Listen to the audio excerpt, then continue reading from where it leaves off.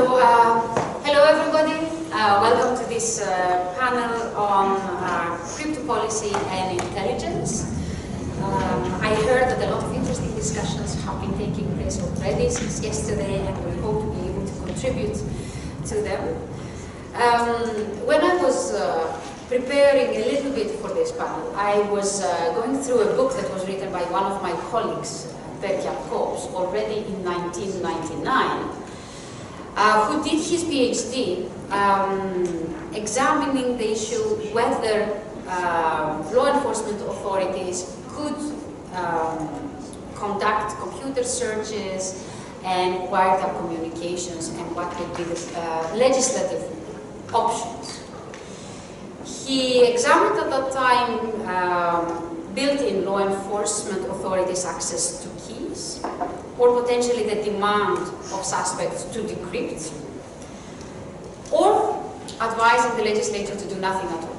And after spending a good 300 pages and analyzing all sorts of principles and technological developments at that time, because he has also a background in mathematics, he came to the brilliant recommendation that the legislature should do nothing. It was impossible to find a solution that would be technologically viable and respect human rights, along with providing a very good system of checks and balances protecting the citizens. So today, almost 20 years later, the issue of encryption and communications is still a heavily debated one. And intelligence and the access of intelligence services and law enforcement authorities to encrypted communications, and whether this would be allowed and how it would be allowed, is an issue that we discuss. I don't know how many of you have followed the discussion at the European Parliament about the amendment that was introduced to the e-privacy regulation, as it is called. It's a piece of legislation that was proposed by the European Commission in the beginning of last year, proposing amendments to an old law of 2002 that is regulating the protection of privacy and data protection in electronic communications. And if you allow me, I would like to read, because I have a legal background, as I will explain to you very soon, what this amendment says that I found extremely striking. It says that the providers of electronic communication services shall ensure that there is sufficient protection in place against unauthorized access or alteration to the electronic communications data, and by electronic communications data they mean both content and traffic data, and that the confidentiality and safety of the transmission are also guaranteed by the nature of the means of transmission used, or, and this is important for what we are discussing today, by state-of-the-art end-to-end encryption of the electronic communications data. Furthermore, when encryption of electronic communications data is used, decryption, reverse engineering, or monitoring of such communications shall be prohibited. And this was proposed by the European Parliament a couple of months ago. And of course, the law enforcement authority hated it because it didn't allow for any loophole for the member states to still regulate backdoors or provide in any other way access to law enforcement authorities and intelligence services to the content and the traffic data of the communication. So, having said this, we see that there have been a lot of developments also in Europe, but of course in the US and in other parts of the world, because there is a clash between privacy and security in this specific context. So I am extremely happy to be here today and have a panel with four great speakers that I would like to introduce you at this moment. First one is Daniel Bernstein, who is a research professor at the University of Illinois at Chicago. A series of 4 court decisions in Bernstein versus US established that software publishers are protected by the First Amendment of the US Constitution, and that decades of censorship of cryptographic software had been unconstitutional. So we are very happy to see that Daniel is here to talk today. Next will speak George Danezis, who is a professor of security and privacy engineering at the Department of Computer Science of University College London. and head of the Information Security Research Group. He has been working on anonymous communications, privacy-enhancing technologies, and traffic analysis since 2000. He has previously been a researcher for Microsoft Research in Cambridge, a visiting fellow at TU Leuven, and a research associate at the University of Cambridge, where he also completed his doctoral dissertation under the supervision of Professor Roth. His theoretical contributions to the privacy technologies field include the established information theoretic and other probabilistic metrics for anonymity, and pioneering the study of statistical attacks against anonymity systems. His current research interests focus around secure communications, high-integrity systems to support privacy, smart grid privacy, peer-to-peer and social network security, as well as the application of machine learning techniques to security problems. The next speaker will be Timothy Edgar, who is a former national security and intelligence official, cybersecurity expert, privacy lawyer, and civil liberties activist. Edgar joined the American Civil Liberties Union shortly before the terrorist attacks of September 11, 2001, and spent 5 years fighting in Congress against abuses in the war on terror. He left the ACU to try to make a difference by going inside America's growing surveillance state, a story that he tells in Beyond Snowden, Privacy, Mass Surveillance, and the Struggle to Reform the NSA. In 2006, he became the intelligence community's first deputy for civil liberties, advising the director of national intelligence during the George Bush administration. In 2009, after President Barack Obama announced the creation of a new National Security Council position, specifically dedicated to safeguarding the privacy and civil liberties of the American people, he moved to the White House, where he advised Obama on privacy issues in cybersecurity. In 2003, Edgar left government for Brown University to help launch his professional cybersecurity degree program, and is now a senior fellow at Brown Watsonville Institute for International and Public Affairs. He also works to help companies navigate cybersecurity problems, and is on the advisory board of Virtru, which offers simple encryption software for business and individuals. Last, but definitely not least, I'm Roth, who is a political scientist by education. She co-founded the first interactive media activist website, Indymedia, in Germany in 2001, and has been involved with media and digital rights activism ever since. From 2014 to 2017, she was a senior advisor for the parliamentary inquiry on mass surveillance of the German Bundestag. Before, she was program editor and researcher for the privacy and expression program of the Tactical Technology Collective. In 2007, Anne Roth became the collateral damage of a terrorism investigation against her partner, an urban sociologist who researches gentrification, who had been accused of being the mastermind behind the group that committed arson attacks. The investigation stirred up international attention and was dropped later as no evidence was found to back up the charges. And last, I would like to introduce myself. My name is Eleni Kosta. I'm a professor of technology law and human rights at the University of Tilburg. And because we are a little bit late in starting, I would like to already ask Daniel to start with his presentation. Thanks. Maybe actually over to the microphone or microphone.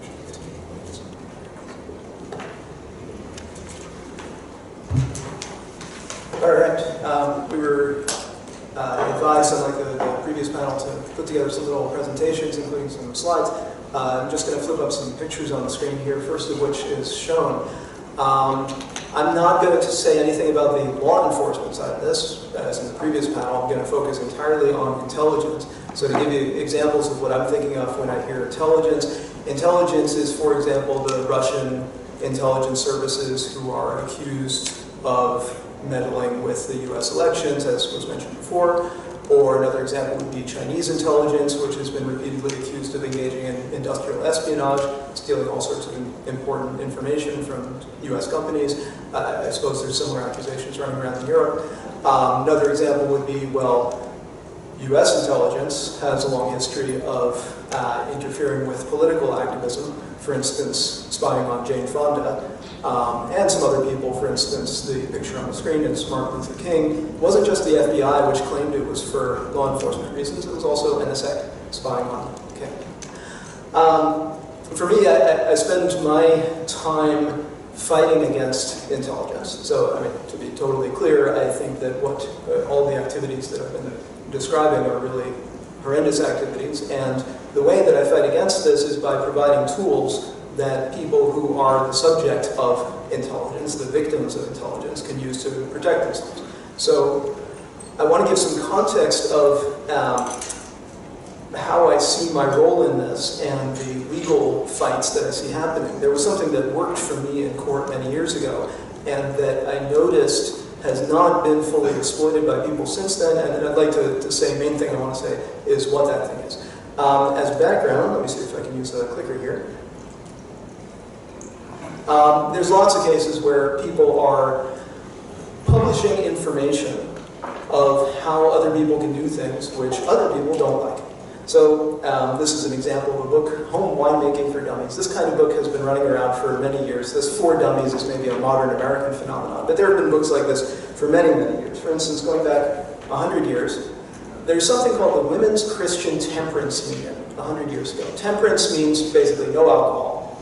And at that point, 100 years ago, this was a very popular thing. And also Christian, 100 years ago, people were not thinking, Catholic Church, child abuse, that sort of association was not there. Christian was a very positive word. And hey, you put together words like this, Women's Christian Temperance Union. This is like the 100-year-old version of saying like quantum cyber blockchain. It's like instant funding, everybody loves it. And so they were running around and telling people, don't drink, and set up laws against drinking, and burn books on drinking. And the first full paragraph here is about their interactions with a librarian. Now, librarians have a long history of defending people's freedom of thought and freedom of speech, and this librarian said, okay, not going to burn the books. Under pressure, he agreed to keep the books in the back room where only he could read them, which is maybe not as much of a defense of freedom as he'd like, but, well, that's what happened. So the reason, of course, that the Women's Christian Temperance Union was trying to stop these books from being around is that the people who don't want something to happen, they always want to stop the instructions. So they want to go after the publishers who are providing information to people of how do you make these things happen, because they don't want the things to happen, and they see the publishers of information correctly. They see those publishers as enabling those things to happen. The people who are providing information of how to do home winemaking, they are enabling winemaking. And there's lots more examples of this. Here's a crime documentary, a crime explanation, which you can find. It's like a manual of how to rob banks, which you can find online.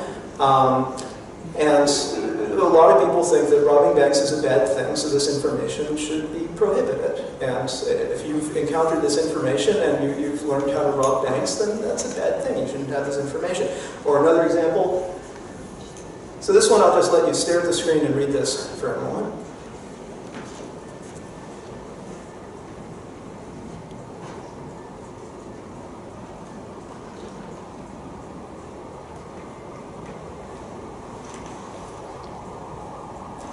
As a New Yorker, and knowing lots of people affected by 9/11, I look at something like this from 1994, and I still have this emotional reaction to it. Like, I mean, did Tom Clancy, writing this in 1994, publishing this in 1994, did he enable terrorists? Did he give them the idea, you know, hey, here's how to kill a lot of people, is take a plane and take it over, kill people with knives, and then ram the plane into a building, kaboom. And it's really hard to say, no, this was information that has no connection to terrorism. And then similarly, you can look at books that are about the kamikaze pilots in World War II and say, those books, they're enabling people to crash planes into buildings and into ships and so on and kill a lot of people. And I mean, the publishers of this information are causing damage, except at some point the emotional reaction has to be superseded by the reason, the common sense that, wait a minute, the kamikaze pilots figured this out before the kamikaze books and before 9/11. And it's not actually these books that are giving people the idea of how to kill a lot of people using airplanes. Of course, there's a non-trivial trade-off here, and And society has repeatedly decided that we're in favor of freedom of speech. Whatever damage is going to be caused by having this information published, unless somebody is intentionally aiding and abetting criminals, then we say, all right, you want to have a movie which might help some criminals, that's okay. We don't ban information because it might cause damage. Because the damage of censoring this information is much more than the damage of trying to I mean, if you say to people, all right, we're going to try to clamp down on anything that might help criminals, the damage that does to society is much more than the benefits you might get from trying to suppress the information, because realistically, the criminals can figure it out anyway. Okay, this brings me to software. And I already noticed many years ago, and it's a continuing problem today, that judges and lawyers, including lawyers who are fighting for freedom for software publishers, they typically don't know what software is. They don't visualize what software means. And for technologists, people who are writing software, of course, know what software means. But they don't even, like the technologists don't even realize, talking to the lawyers and policy people, when they say software, it's not a comprehensible word. And you have to make it comprehensible. And this is what I filed in court many years ago. This is instructions for calculating the date of Easter, written in a programming language called COBOL, but it's also totally comprehensible. It's something that judges can look at this and follow the instruction. It goes a little longer than the screen, but they can follow these instructions, figure out the date of Easter, and after that they actually have some idea of what software is. And it's really important to show people these things and have them understand what software is. Because if they don't understand what software is, then they don't understand how software publishing is related to publishing any other kinds of instructions. All right, main point that I want to tell you is if you're involved in trying to talk to people about some software situation, for instance, the Apple versus FBI case, or a bunch of the ongoing cases involving intelligence, and if software is involved and they're trying to say the software publisher is somebody who should not be allowed to make this software available, then judges will be confused about this exactly because of the word software. And the word software is really something that turns this into, I don't know what they're talking about, I just know it's a scary thing with these bad effects. And they don't think of it as instructions. They don't even know software is instructions. Something that basic isn't there. So what you have to do to convince people of, hey, software publishing is okay, and it's something you know, you have lots of experience as a judge, as a policy person, dealing with what are the effects of instructions, how extreme do instructions have to be before you can ban them. In order to have people understand this, you have to get them thinking about, get rid of the computer. Instead of thinking there's software which is helping people encrypt their data, enabling people to encrypt their data, get rid of the computer. Say, what if there's instructions to a human that allow them to encrypt their data? And if you get rid of the computer, then, well, is that triggering the same government interest? And the answer is yes. For instance, in my case, the government had a long history of censoring people for providing instructions without the computer involved, just trying to censor cryptographic information. And then if the government has the same interest in censoring the information, the instructions of what to do without the computer involved, then, well, do we nevertheless decide as a society that this is something protected as freedom of speech? That it's more important to allow people to publish these instructions than to say to people, well, because of the damage that's occasionally caused by these instructions, we won't allow the publication. What's the value that we place on freedom of speech? And getting rid of the computer almost always really has the same government interest involved, and then it allows judges to understand what's going on, allows lawyers to understand what's going on. And, well, this seems to have been one of the things that worked in my case. I think I have one last slide here, which is a little unreadable because of the resolution of the projector. But this is how you get rid of the computer in the case of encryption. Suppose you're facing a legal battle about encryption, and some judge is confused about software. It really helps to tell them, Thomas Jefferson was a cryptographer. Thomas Jefferson, one of those original dissidents, was providing instructions to James Madison of how to encrypt information. And this is an example of an enciphered letter in their files, which now you can find online. They're pretty good about putting their work online, unlike some of my colleagues. And this is something where you can see Jefferson and Madison exchanging encrypted information, where Jefferson was the person giving instructions to Madison of, all right, here's how you scramble this stuff, so that the bad guys aren't going to be able, the intelligence is not going to be able to read it. And then focusing on these kinds of non-computer examples really helps me understand what's going on. All right, so that's what I want to say. Great, thank you very much for that. I would like to give the floor to George. Thank you. Thank you for organizing this debate. These 2 days have been refreshing, both because of the interesting new debates, but mostly because they bring us back to my youth in the 1990s, where we had exactly the same discussions again. So I think that in order to move forward, the topic of this debate in particular about intelligence versus what we talked before, law enforcement, is absolutely key. And I would suggest that actually as a community who's interested in these issues, we should move the debate within that realm of understanding these distinctions and understanding the functions of different security services in our societies, instead of focusing on technology, which I think we've tried for many years, is not very useful. So every time I speak to people involved in intelligence, every time I read the Snowden leaks and other leaks, what I read is that the 21st century is the golden age of signals intelligence. Not only, it seems, there isn't any kind of panic about the lack of access to information in the last 10 years, but in fact, people who work in GCHQ and NSA are absolutely delighted because they've never had so many feeds of information, never in our societies has so much information been needed through telecommunication networks for them to be able to harness and extract intelligence products out of it. They also have very specific strategies for dealing with any kind of cryptographic or other security protections, from signals intelligence, traffic analysis, decryption, stealing keys, backdooring hardware, software, using insiders to leak keys, using all sorts of 0 days, hacking botnets, etc. They have a whole panoply, anything you can think of, they're doing it in an integrated way to actually get fantastic information. So this is one side of the equation. This is what intelligence services are doing, and frankly speaking, their main concern is not lack of access, it's not going dark. It is the fact that they don't have enough processing capacity for the kind of volumes of information they have.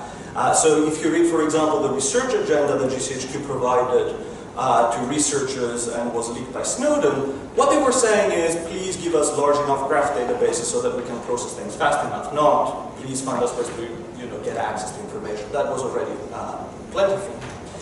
So, intelligence agencies, they are used to working in a context where they don't have legal jurisdiction, because usually they work in foreign countries, or they work outside the rule of law as we understand it in national contexts, and they usually understand that their targets are quite motivated and sophisticated. So it is kind of nonsensical for an organization like GCHQ to say, oh, if only, my Russian targets were basically using weak encryption. Because they understand very well that, since nowadays we know how to build strong encryption systems, their sophisticated targets, being other state actors, governments, etc., will probably use appropriate tools. So this is not a very fruitful avenue for them. They do it opportunistically, they backdoor stuff, etc., but, this is not actually the solution to their problem. Now, if we compare this to the debate we've been having in the context of law enforcement, it really feels like night and day, and it seems really contradictory. Because we hear for many years now from law enforcement that they're going dark. Which is totally like the opposite, right? I mean, you have a party in the upper floor that is lavish with caviar, and then on the street you have the poor law enforcement officers kind of starving kind of thing.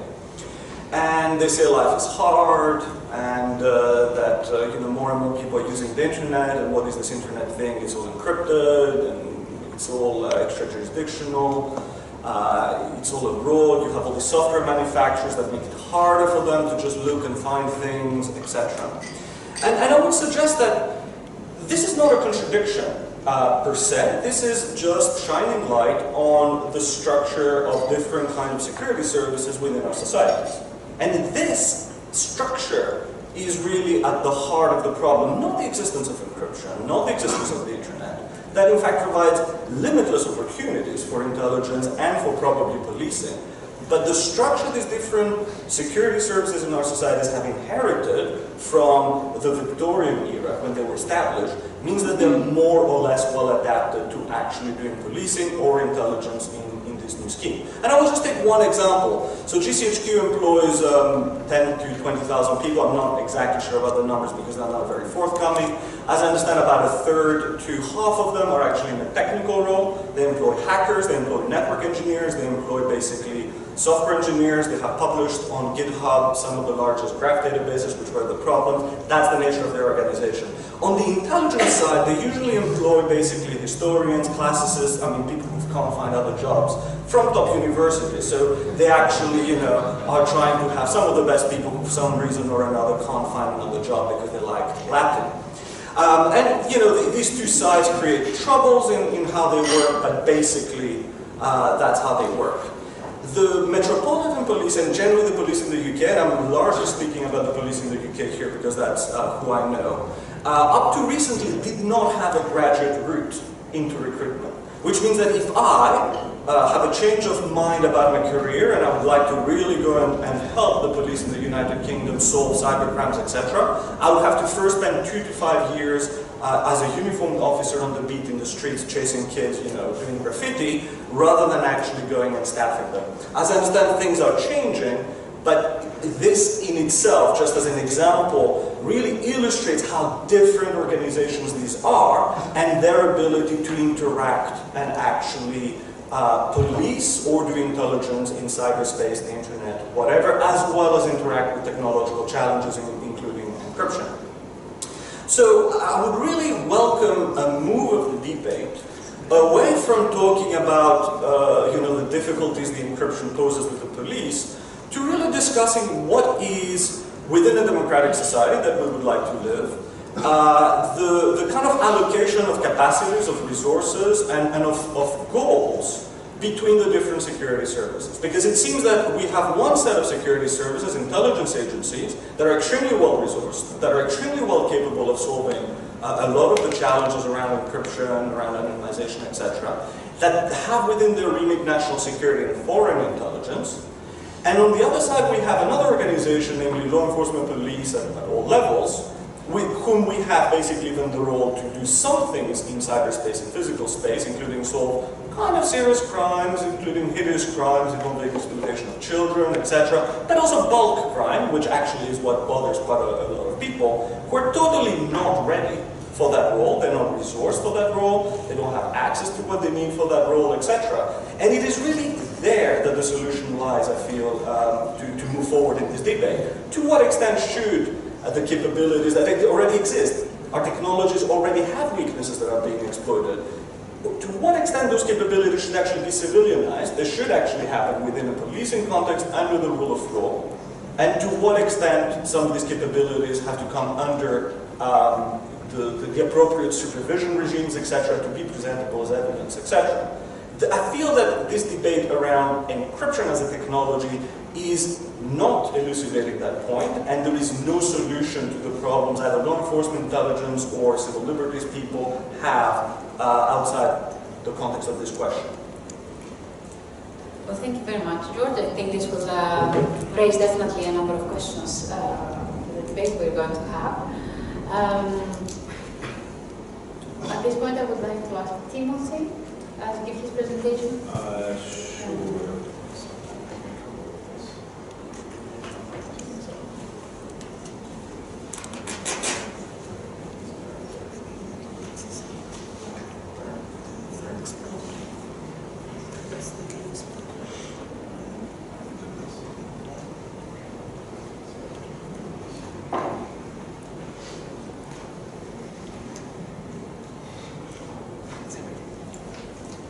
Well, thank you very much, Eleni, and those were great comments. I want to bring us back a little bit to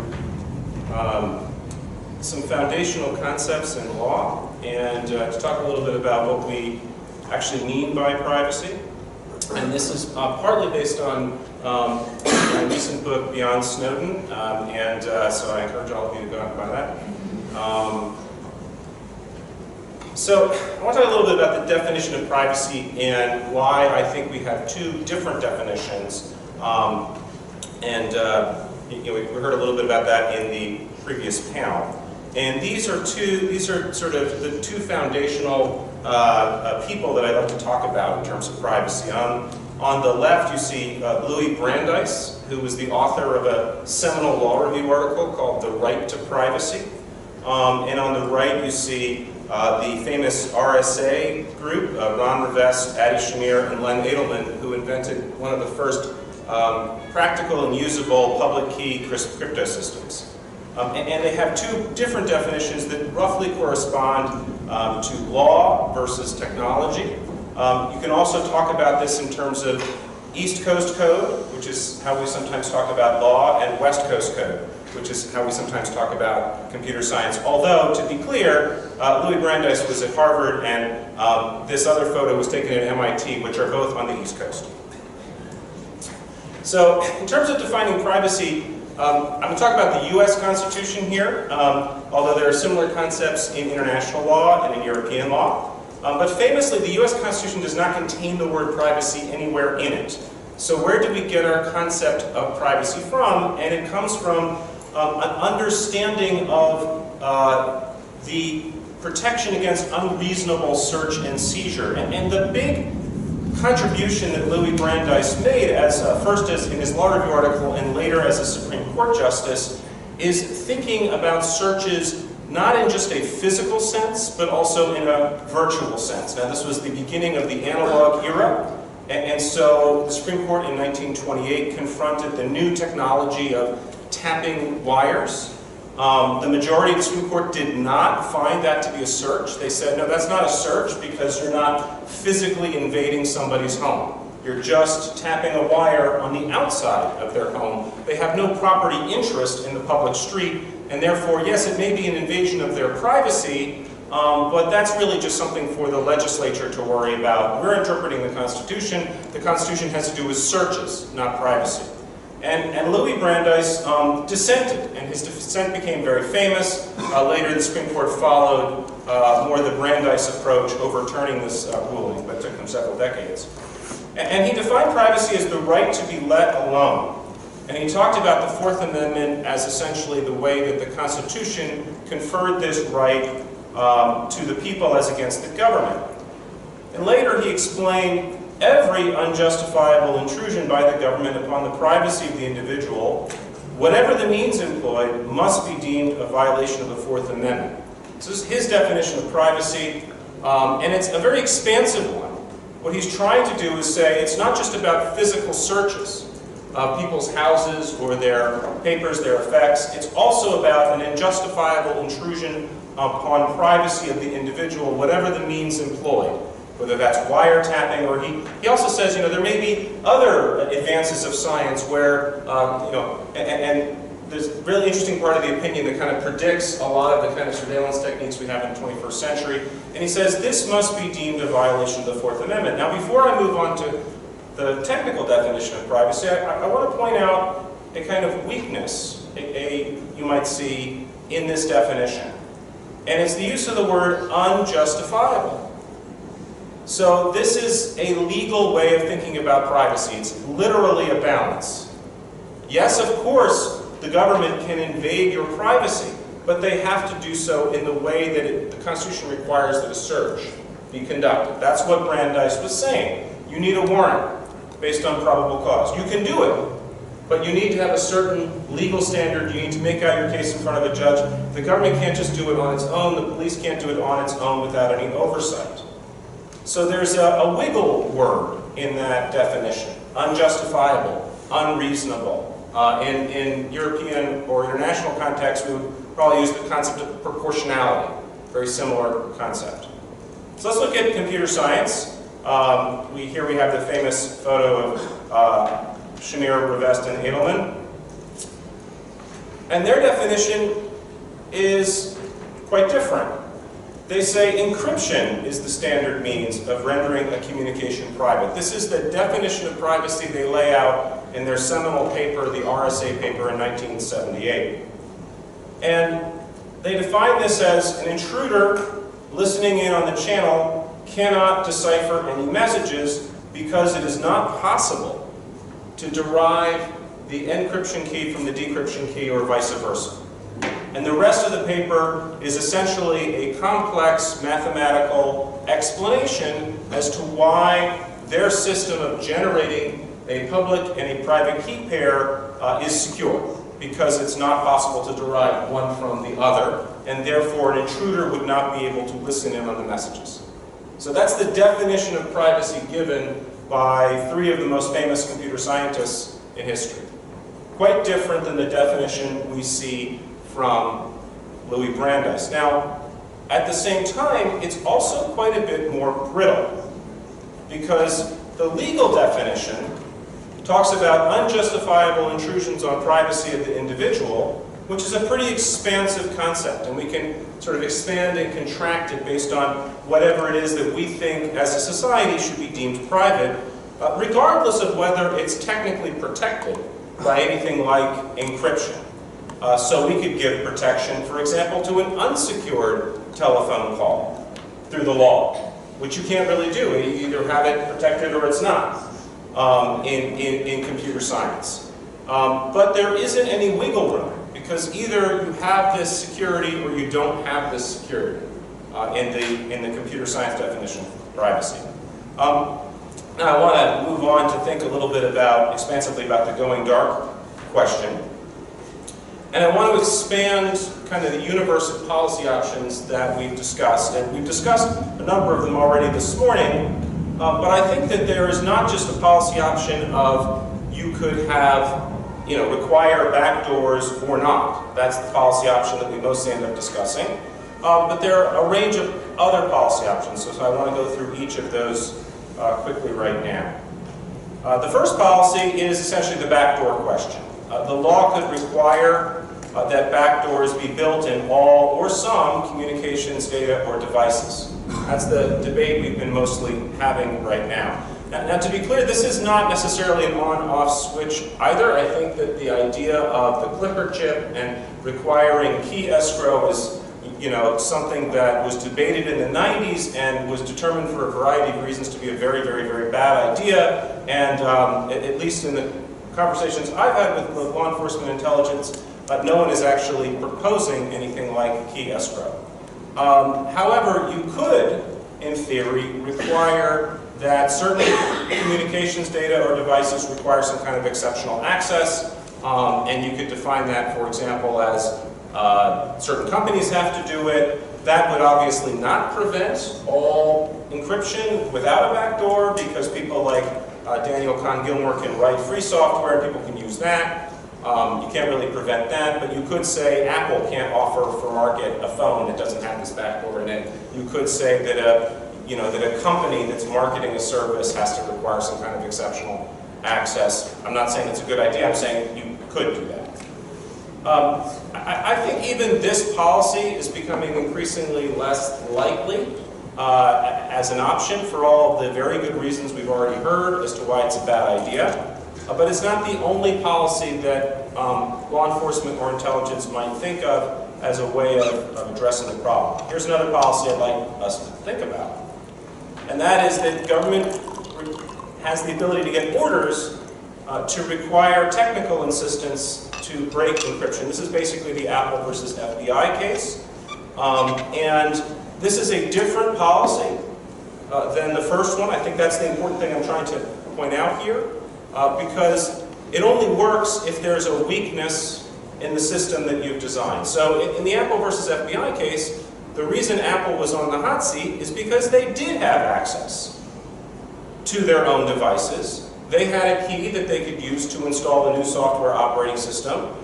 They had testimony from various people as to how long it would take them to write that in order to defeat the security on the device.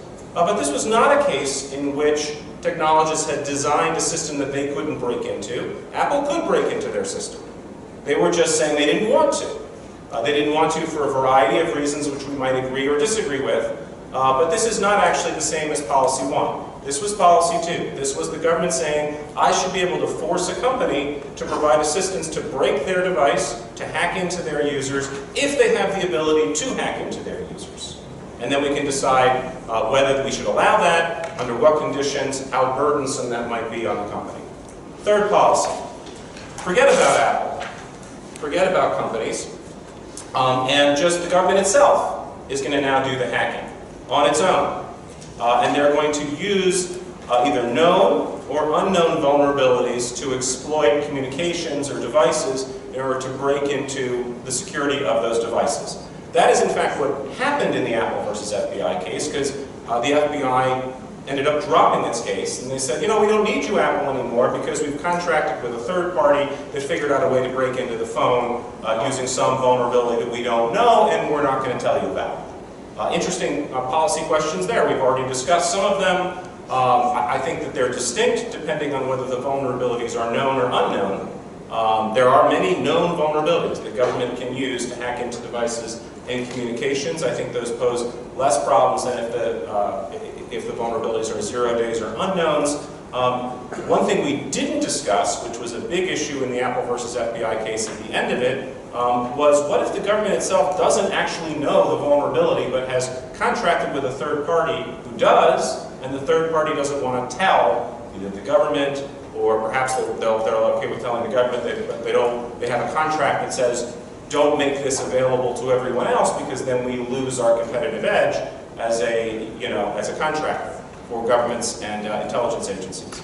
So that's a policy issue that I think poses all sorts of problems. And then the final policy that we've discussed a little bit, or a lot actually, is the government might have to just live with encryption but use other data for surveillance. We talked about metadata, the Internet of Things. Many people, I think, have made the point that we may not be living in a world of going dark. We may be living in the golden age of surveillance. There's a vast amount of data that is available and will continue to be available to government, hackers, a wide variety of good and bad actors, even if we greatly increase our security. Even if we use end-to-end encryption far more often, we still have a great deal of metadata, we still have a great deal of data that will remain in the clear. We still may have people who trust their providers with key material or other things for convenience reasons.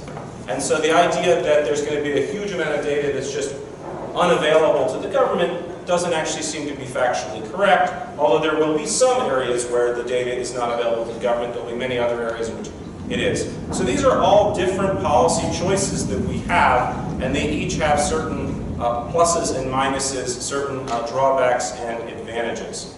I want to conclude bringing us back to the theme of intelligence and think a little bit about what does this all mean for intelligence. First, a couple of things.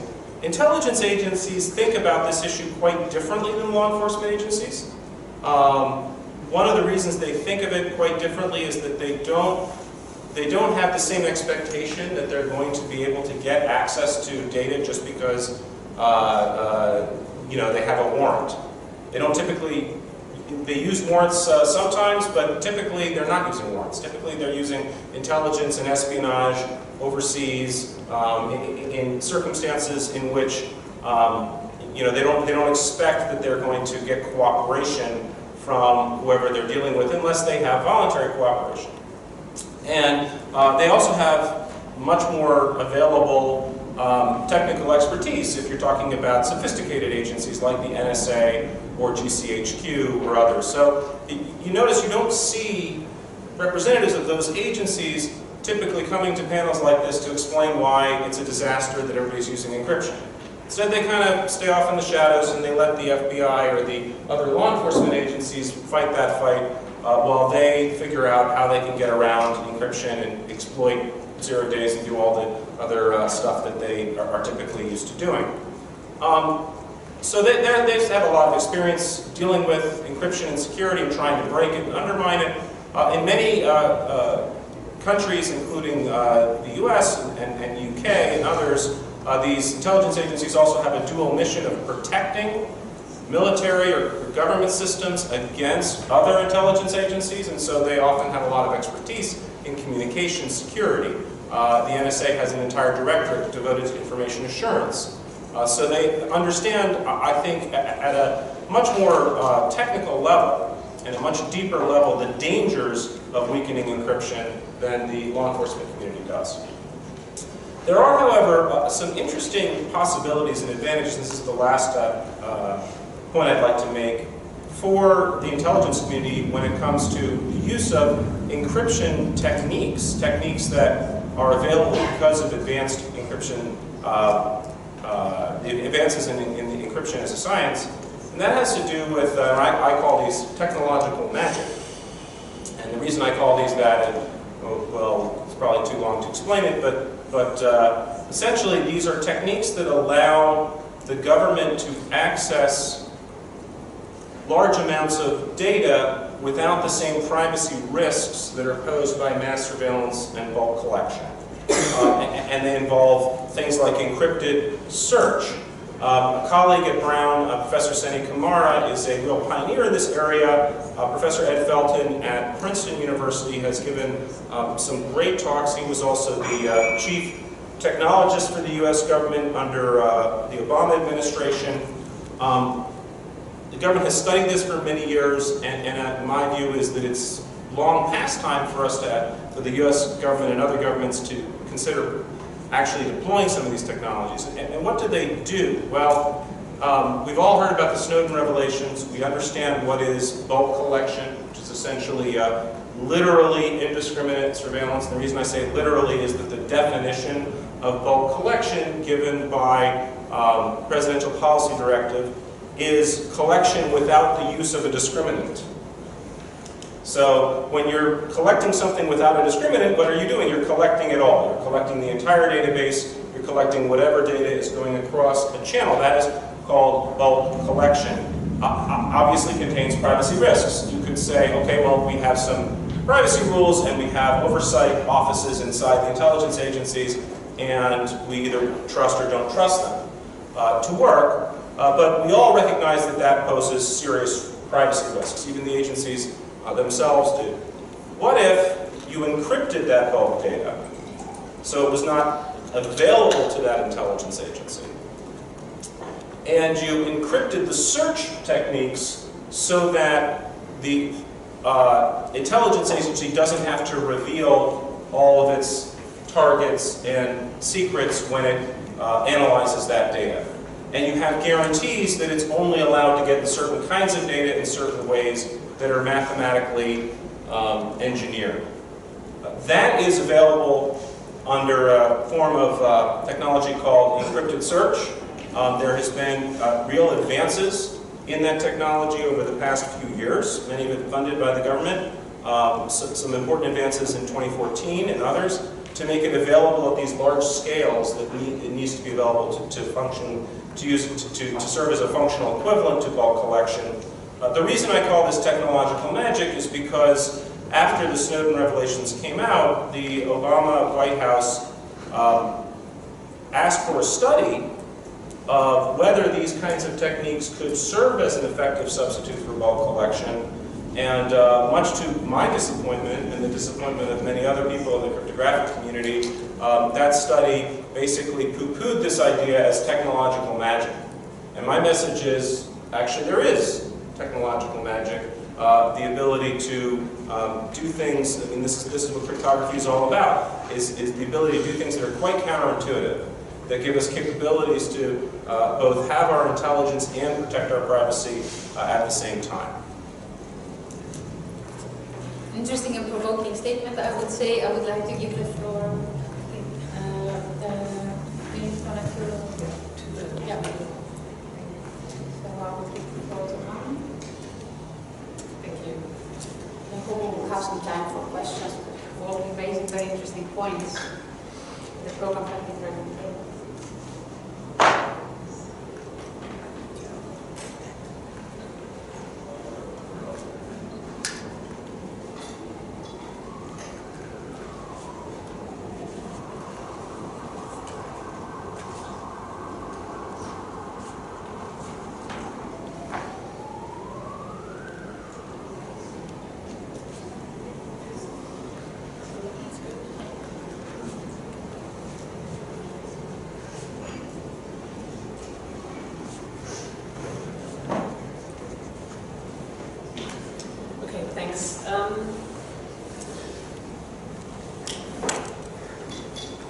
task is now to talk not so much about ideas and the theories, but about something that actually happened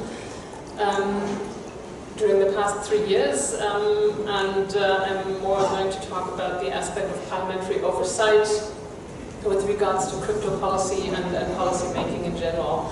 What I am going to talk about is to introduce the German Parliament's inquiry on mass surveillance and my role in that, give some examples of the findings and explain how cooperation of intelligence services actually inhibit parliamentary oversight. So you may or may not have heard about this inquiry. It was started pretty much right after the Snowden revelations. Germany had federal elections in September of 2013, and so because the Snowden debate was still very, very dominant, basically, in the discourse, the Parliament decided to have an inquiry committee, which is basically a very strong instrument in theory to investigate against the government. It's also called the strongest weapon of the opposition to find out about possible wrongdoings of the government. And maybe it's important to explain the term government here, because I think the American understanding of government is both the administration and the parliament, where in Germany, for example, for us government is the chancellery and the ministries, but not the parliament, which controls the executive, the government. And so when I say government, I'm talking about chancellery and the ministry. The reason the inquiry basically happened was because the public and also the parliament wanted to understand what of the Snowden revelations actually took place in Germany. Is this mass surveillance happening? How is it happening? Do the German intelligence services actually cooperate with the NSA, with the Five Eyes? That also like GCHQ, Australia, New Zealand, Canada, and what are they actually doing? And if the intelligence are cooperating in this, what was perceived highly illegal mass surveillance, what does the government know about it? Is the government lying to us when they pretend this is all news to them, or were they actually also surprised that this was happening, and then were the intelligence services lying to the government? So these were the questions that were asked. There was also an aspect that related to the drone war, because the US base in Bernstein in Germany basically is a very important aspect of the drone war, because the drones are being controlled via Bernstein. And so it was important to understand, is Germany complicit with the drone war, and how is that going through German soil? But I'm not going to cover that today, just to mention that this was also investigated. Just to briefly explain my role, I was senior advisor for one of the 4 parliamentary groups in the German parliament, or parties if you want. And so my role was to prepare the sessions, to prepare the decision making about which witnesses were going to be heard, what files we were going to demand from the government. And you can maybe compare such an inquiry process very similar to a court procedure, as in we were, so to say, having the role of the prosecutor against the government, and then demanding information, and the government is actually has to oblige and hand over the information that is required. The inquiry is considered to be one section of parliamentary oversight. It's a temporary inquiry. It's not a continuous oversight body, but has very similar powers. In general, German oversight does not have the right to just go to the intelligence services and open the doors and look into the cupboards, but what happens is that it's defined what is the scope of the inquiry, then we demand files, we have the power to call witnesses, and they need to testify if necessary under oath. And there were also, and specifically in this case, a lot of issues on classification, of course. So there were public sessions with witnesses, many, because inquiries by idea are public institutions, but also there were a lot of classified sessions happening with witnesses. and specifically because of the demands of the partners of German intelligence services, there were a number of sessions at a level of classification that had never been happened in Germany before. So, what we investigated was, like the things that I'm mostly going to talk about, is the cooperation between intelligence services, and that is, this cooperation is based on contracts between intelligence services. These contracts are called memorandums, and the most important memorandum that we investigated and had a look at, or not literally had a look at, but parts of it, was a memorandum of agreement that was signed in 2002 between the NSA and the Bundesnachrichtendienst, German Foreign Intelligence, BND. It's a cooperation on signals intelligence that was mentioned before. Basically, it's technical surveillance. And that was signed right after 9/11. And it was prepared actually before 9/11, so it's not the direct result, but I think that had a very clear impact on how this contract was made. The contract in itself, that was one of the findings of the inquiry, was illegal to begin with, because it's a contract between intelligence services, it's not a contract between governments. It was not ratified or approved by the government. By the government, yes, but not by Parliament. And what's really interesting about these contracts is they have something that's called the third-party rule, which means each partner has to approve before any information of the cooperation is shared with third parties.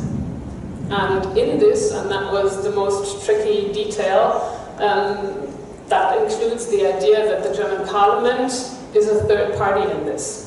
So it's not actually, as the idea in any democracy, Parliament controls executive and therefore has a right to know everything that the government is doing. The government is basically the oversight of what intelligence is doing, but here it was defined Parliament is a third party, which meant when we demanded certain information to know about the activities of the intelligence service, the German government asked the US government whether they agreed to the German government handing over information about their own activity to the Parliament.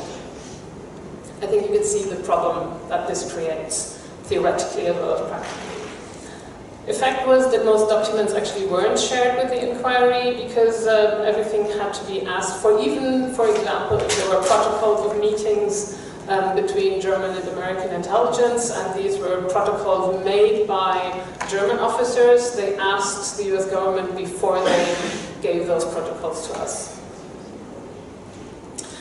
Nonetheless, we did get a lot of information. The inquiry worked for 3 years. We saw over 100 of witnesses. We had rooms full of folders of documents, and I'm going to talk now about just two aspects of the things that were investigated.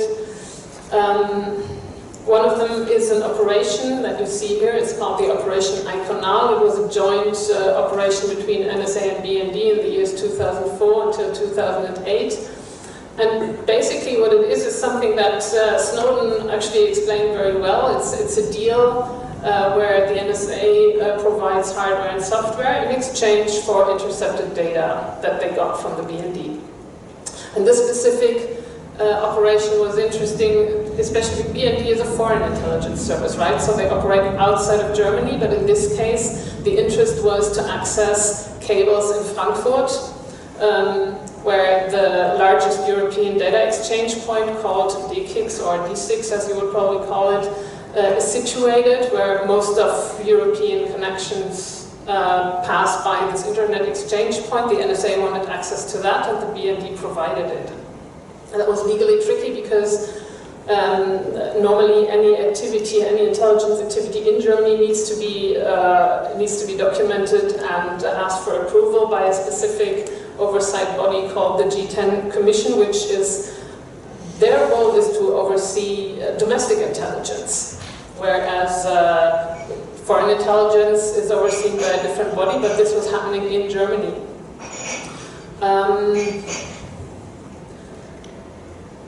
The oversight panel that governs strategic or mass surveillance outside of Germany, again, very likely didn't understand the technology that was actually used and how this broke laws. This was mentioned several times today and yesterday as a fundamental problem for oversight bodies as such, because people in those bodies are not technologists. And to be able to understand how interception technology works and how that is actually governed by laws that also were made much before the technology that is used now is being developed, is actually very difficult to explain to oversight bodies, and I could go much into detail, but I'll just leave it at that. They didn't understand what they were actually approving of. Main problem in this case, just to touch one, and again, I could talk about 10 fundamental legal problems with this specific operation. One of the main problems here is filtering. German foreign and domestic intelligence is prohibited by law to spy on German citizens, just as American intelligence in general is prohibited to spy on American citizens, and I assume that most democracies have similar laws. That means when data is intercepted, national communication needs to be filtered out. No, and specifically in a corporation like this one, where the data is going to the NSA, no German communication, one may be intercepted, but certainly may not be transferred to non-German intelligence partners.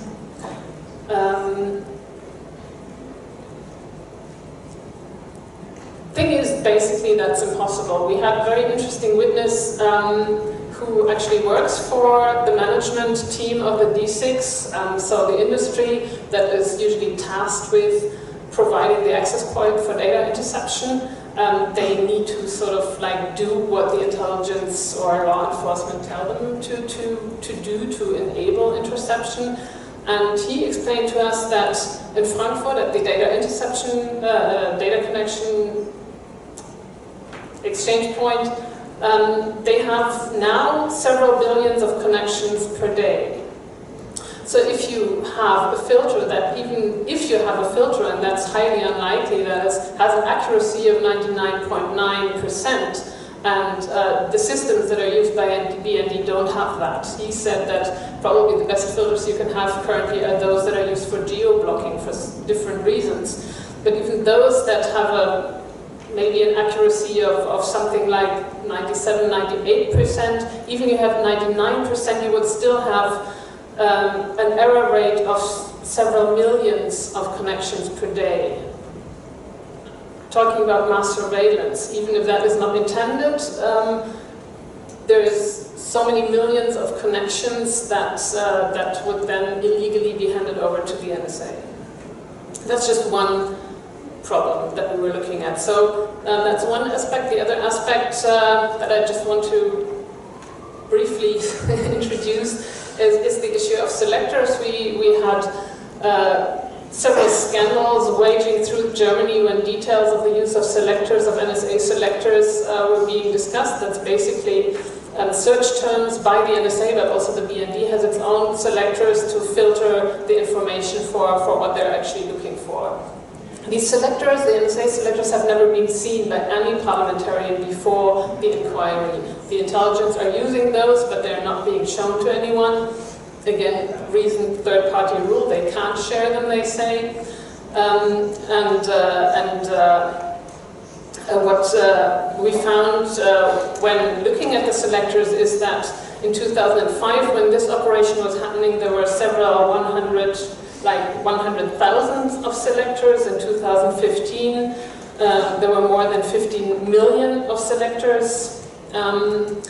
After the inquiry, they were finally inspected both by the Federal Data Protection Authority, which then created a report that was filed as top secret.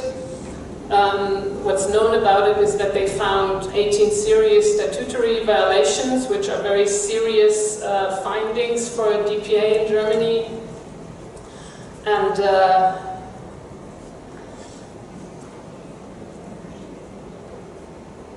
after, yeah, okay, I'm gonna skip, like, some of this. However, yeah, there was no one who was looking at these before. They were highly illegal. Eventually, after the NSA selectors were looked at, they were also looking at the selectors used by the BND. And the result is that was found then, and that's what has become public, and it's actually okay to talk about also in a public session like this, is that there were a large number of politicians actually among these selectors. So again, when we talk about targeted surveillance and specific reasons for mass surveillance to be happening, what's usually said is this is about organized crime, this is about terrorism, this is about illegal weapons trade, right? But if you look at the search terms that are actually being used, it's about politicians, it's about the ministries of partner countries, of European institutions. The findings about already just the BND selectors is that maybe 1/3 was in line with the official tasks of the BND, but there were also heads of state of the European Union, of the NATO. There were non-governmental organizations amongst these selectors, and that's something that oversight usually just simply doesn't know. What created the biggest scandal in Germany was that there were eventually, between the NSA selectors, they found 40,000 infringing German interests, and that means also looking at German companies. So there was economic espionage going on that the BND was carrying out against German interest, but handing over to the NSA. You can imagine the scandal that created.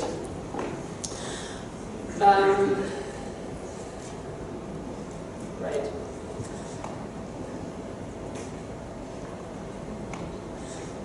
Just briefly, maybe, I don't know whether you remember the scandal also that took place maybe a few months after the Snowden revelations, when it was out that the phone of the German chancellor was spied on, and how she in utter disbelief said, well, spying amongst friends, that's completely unacceptable, and expected an excuse from Obama, which never came, and saying that amongst friends this type of thing may not happen. At the time, the German intelligence was actually spying on all of its neighbors. The chancellor is, so to say, the boss of German intelligence. We had her as the last witness in the inquiry and asked her again, so do you still think spying amongst friends is something that should not be happening? Did you know at the time that your own intelligence was doing this type of thing? And either answer made her look quite bad, right? Either she had no idea, or she did have an idea and she was lying to the public, and she sort of wriggled herself out of that. She's good at this, but yeah, I think it gave us, this was just really the briefest introduction to a huge report that was written of 2,000 pages of many, many, many other examples, which cut down to parliamentary oversight in Germany has a pretty nice system in comparison to many other countries, but we found through many, many examples that parliamentary oversight had no idea, was lied to by intelligence, and continues to not understand what's actually going on. Thank you. Thank you very much, Anne. Thank you very much, all of you. You had all very interesting positions, and I didn't want to stop you while you were talking. And I would like, before I open the floor for questions from the audience, I would like to ask the panelists if you have any questions to any of the fellow panelists. Yeah. Please, John. So I think something that we hinted at, but I think it's important to talk directly to it, is the question of territoriality. I think that one main distinction between different security services, the police versus civilian services in particular, is that the police is usually very bound by territoriality, the rule of the law within one country, etc., and then there is cooperation across that is facilitated by Europol or Interpol, etc., but that has to be gated. Whereas intelligence services are used to operating outside the jurisdiction. That's basically what they do. They don't expect, as you said, to have legal authority to serve warrants or whatever. But I think that has made their operation much more apt for the era we live today. Because today we live in an era where extraterritoriality is not the exception, is the rule. And that, I think, in two respects. First, when you use online services, the probability is you're crossing borders, right? And that creates, of course, burdens to traditional investigative methods. That also means that it's very difficult to exclude the possibility that the service is going to be in a non-cooperating jurisdiction, or that the service will still be there in 3 months when even there is cooperation to access it. So that's the first question. The second thing that crosses borders is services, but also software. And I think the US had a very poor experience of trying to enforce territoriality through export controls of crypto, because effectively we have to thank exactly that policy for the growth of the European cryptography community. I mean, the reason why Europe is so strong in cryptography today is not because it was exceptional, it is because we had to do cryptography, because we couldn't just buy it, all right? Along with some visionaries, of course, that are or were in this room. But I think that it's important to remember that the same dynamic could happen again.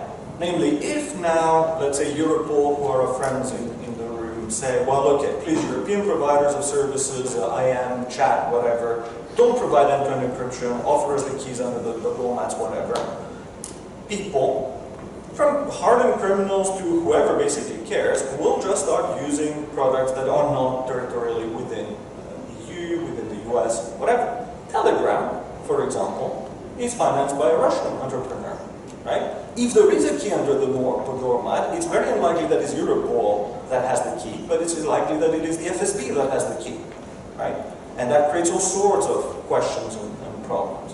So the question of territoriality and how police forces can deal with it at all, let alone in the context of end-to-end encryption, I think is what really, again, is the question to be asking, not about end-to-end encryption. Maybe just briefly, even though that goes in a slightly different direction, I think already the question of what is extraterritoriality in the age of the internet is like an unanswerable question, because again, foreign intelligence intercepting data in Frankfurt claiming that this is non-German information, like there is no extraterritoriality. If you I was going to point that out. We have an equivalent issue with the FISA Amendments Act, which Congress just recently renewed a couple days ago. In fact, very similar to the point that Anne was making about the German exchanges in Frankfurt. It has to do with gathering data inside the United States, directed at foreign targets, but where there is communication with Americans in that data. And so the question of whether that counts as domestic or foreign becomes very tricky. In my view, I think we actually need a third category of surveillance. We need to talk about transnational surveillance and think about what the rules should be for that third category of surveillance, because it's not, it doesn't have the same characteristics as the traditional external surveillance that we're used to from the Cold War era, and it doesn't have the same characteristics as truly domestic surveillance that, we talked about. Danny talked about Martin Luther King. That was truly domestic surveillance by the FBI of an American on American soil involving American communications. And we created the Foreign Intelligence Surveillance Court primarily to prevent that kind of abuse by saying that there is a court that has to rule that this target is a valid target before we engage in that kind of surveillance. And in fact, we haven't had a repeat of that kind of Hoover era singling out of a particular American for that kind of surveillance precisely because of that. But we do have this issue of transnational surveillance, of incidental collection of American communications where there isn't that kind of individual court warrant. I guess I had one just larger point to make about the purpose of intelligence, because it's important to think about that in the way that intelligence agencies do. We've talked about abuses, and we've talked about sort of law enforcement going after terrorists. And I think that with intelligence, of course, there have been abuses historically and certainly occasionally today, depending on which service we're talking about. When it comes to what are the reasons why intelligence agencies collect information, certainly in the US, it's not just because there are terrorists. It's foreign affairs. It's foreign relations. There's a broad list of topics that are fair game for intelligence agencies. The office that I worked for, the Office of the Director of National Intelligence, one of its principal jobs was to coordinate across the entire intelligence community something called the National Intelligence Priorities Framework, which basically lists those topics. And to be speaking of the Chancellor of Germany, for example, virtually anything the Chancellor of Germany says is going to have foreign intelligence value to the United States government. So it's a completely fair game under U.S. law to go after, a head of state who has, valuable information that are useful to U.S. foreign relations. Now, on a policy level, does it make sense for such a close ally to be betrayed in this way? I think the answer is obvious. No, it was a bad idea.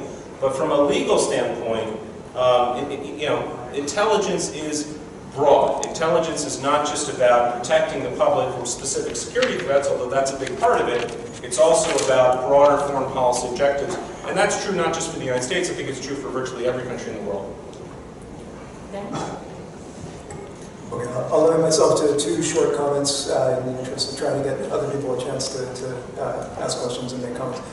First comment, and then a question. The comment is that lots of people remember the FBI labeling King as the most dangerous Negro in America, but not so many people remember that the FBI was also accusing him repeatedly of being a Russian agent, which is exactly the sort of thing that is now viewed as justification for carrying out domestic surveillance. So I don't see the separation between domestic and foreign that was mentioned a moment ago.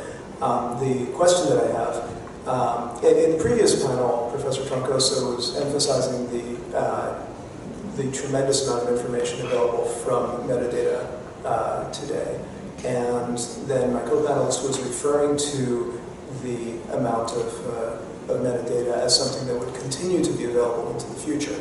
But that's a different statement, which is something that in my role fighting against Chinese intelligence, Russian intelligence, and so on, I see this as a problem to be fixed, and I see it as something that can be fixed. So I was wondering what the justification is for saying that we're going to have this metadata problem. I mean, if you imagine, for instance, the Russians trying to figure out what's going on with U.S. political organizations, of course they get some information from content, but they also get a lot of information from metadata. And that is enough information to significantly influence the political process. And that's information that needs to be protected. So I was wondering, again, I see this as something which needs to be done and will be done. It's a problem to be solved technologically.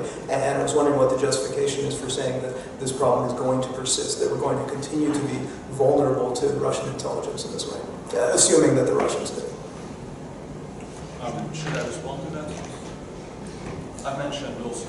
So I think that the question is, what is the volume of our lives that we live through telecommunication networks? And that is growing, right? And what fraction of that can be protected? So we're seeing so much of our lives going online effectively, or leaving traces online, that even if we increase the degree of protection enormously, that our lives can have online, if let's say 90% of the activities we do online, 99% of the activities we do online, are actually effectively protected, just by the sheer growth of how much we do online, in my opinion is that we will anyway see a growth of the information available for all sorts, through signals intelligence, interception, etc. Now, that doesn't mean, of course, that we shouldn't try to protect as much as we can. But some things actually people genuinely want to share with others. They can be betrayed by people in the same groups, etc. I mean, there are actually non-technical ways also of getting intelligence by having cooperation, etc. of people, or traces that people live in places they expect the traces to be visible, from social media to whatever, right? And this is why I say that these days online investigations have a much richer set of feeds than they ever had before, and that is likely to grow. I'm not advocating that we should settle, let's say, content confidentiality and not metadata confidentiality. But I think it is a reality that since we live most of our lives with online traces, even if we protect a lot of those, there will still be traces left for investigations, and potentially also for nefarious uses, and that's an important debate to have. What do we do about this remaining stuff? Just very briefly reply to Tim's remark about that we need a third category next to foreign and domestic. I would disagree with that. I think what we need to do is extend the protection for each country's own citizens to everybody, because that's the only way we can actually handle the fact that there is no way of making sure that communication is either domestic or foreign. That's impossible. German citizens that use a Gmail mail account writing in Turkish from Istanbul, there is no way how you can actually define that as German communication, but still the task would be to protect that. I think the only way to go is to extend that type of protection to everybody. Thank you. The time is really almost up, but I would like to open the floor for a couple of questions from the audience. Carmela. So thank you very much. I want to question the team. Okay, so we have this technological magic, and we use a lot this argument that we have this magic that can do things that we never done before.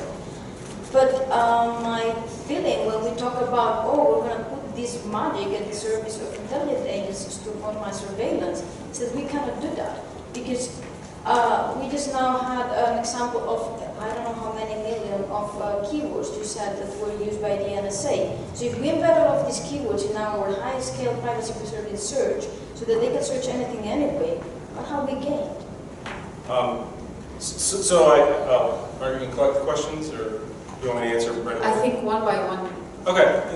The answer is they're doing it, right? So the question is they're doing it without any of the protection that I'm advocating for. And there are techniques that can be used to better enforce privacy guarantees. Now, we as a society, or as different societies, have to decide what we want those guarantees to be. Do we want a limit on how many selectors can be used? Do we want a standard for when selectors can be used? Anna suggested perhaps it should be the same across countries, all based on the domestic idea. And so I'm not saying that we should basically, assume that if we add some of these guarantees that everything's going to be okay. What I'm saying is that these are useful tools that can be used to enforce particular kinds of privacy guarantees, and that we're not using them now. Thank you. Question? I'd like to ask a follow-up question. Then what do we do when they don't do that? So we heard that there were 80 serious infringements of German law during this investigation. So I wonder, did anyone go to jail as a result? Or did anyone lose their job? Or were any diplomats expelled, or diplomats from Germany? So sure, we can maybe provide them with the tools, but what stops them from breaking the law again and continue doing what they're doing? Just briefly, the head of the BND actually lost his job, yes. No politicians, and as a result, a new law governing foreign intelligence was passed that basically legalized what was found to be illegal before. It's a sad reality. Are there any more pressing questions from the audience? That would be one last question. I'm just wondering, when you talk about the third place of legalization between domestic and foreign, if you are thinking about something like what is happening in European treaties where we cannot see anything and we don't go through legislation anymore, or as Anne was mentioning, where things are done despite existing national laws, or if there would be a way to consult every nation. Because I'm attached to my European laws. That's probably one.